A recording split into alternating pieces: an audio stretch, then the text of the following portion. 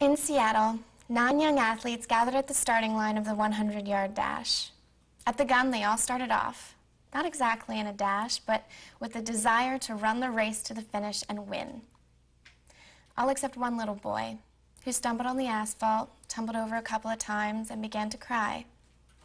The other runners heard the boy's cry, they stopped, they looked back, then they all went back to the boy's side. Every single one of them. One girl with Down syndrome kissed him and said, "This will make it better." Then all 9 linked arms and walked to the finish line, together. These athletes were not competing on national television. They were not sponsored or idolized, but they were given the opportunity to flourish under the glow of their own spotlight, to feel the brush of the ribbon cross their chests as they ran through their own finish line in their own Olympics, the Special Olympics. Founded in 1968, Special Olympics invited the world to let go of limiting views, unyielding prejudices, and ignorant misconceptions about people with cognitive disabilities, and to embrace the idea that they can be respected, valued, contributing members of society. Just think, one of the kids who ran through that finish line could have fallen into your arms, or maybe one day could be your own child. After working as a volunteer for the Special Olympics and doing additional research for this speech, I'd like to encourage you to become involved as a volunteer for the Special Olympics. We'll start by looking at the need for volunteers. According to the Special Olympics website, more than 1.3 million people participate in the Special Olympics around the world. Participants must be at least 8 years old and be identified as having a cognitive or intellectual disability.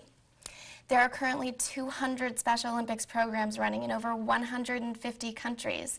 So as Special Olympics continues to grow, so does the need for volunteers. Here in Wisconsin, there are 10,000 athletes and 3,500 volunteer coaches. But because of all the individual attention required by Special Olympics athletes, there's always a need for more volunteer coaches, or for loads of other volunteers as well. Now you know the need for Special Olympics volunteers, so the question is, what can you do to help? The answer is, become a volunteer. The most obvious way to become a volunteer is to become a coach.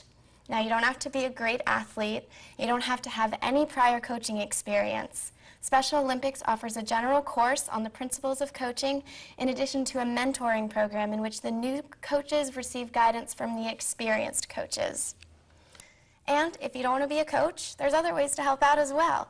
You can work behind the scenes by assisting in fundraising or organizing events or any of the other countless details involved in running a huge organization such as Special Olympics. It's also very important that you know that your contribution to Special Olympics can last from a day to a year to a lifetime, depending on the level of commitment that you're ready to make.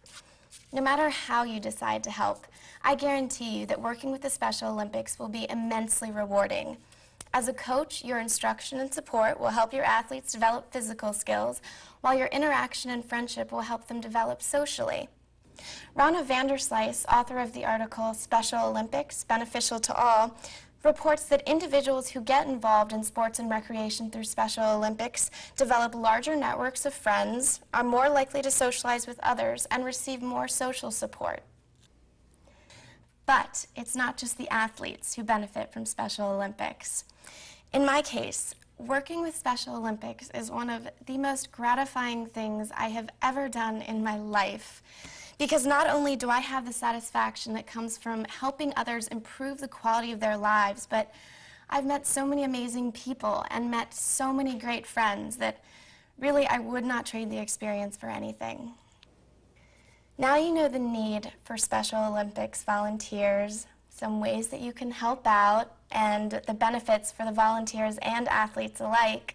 So now I'd like to ask you to take the step of getting involved with the Special Olympics.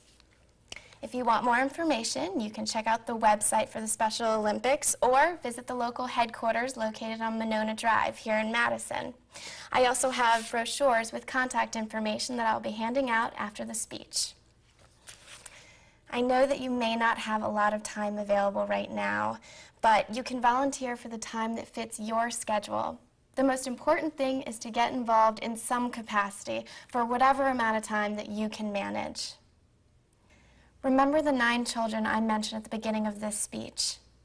Think of their happiness and their support for one another. Think of how much they gained from running in that race. And think of how you can help others experience the same benefits as they strive to fulfill the motto of the Special Olympics. Let me win, but if I can't win, let me be brave in the attempt.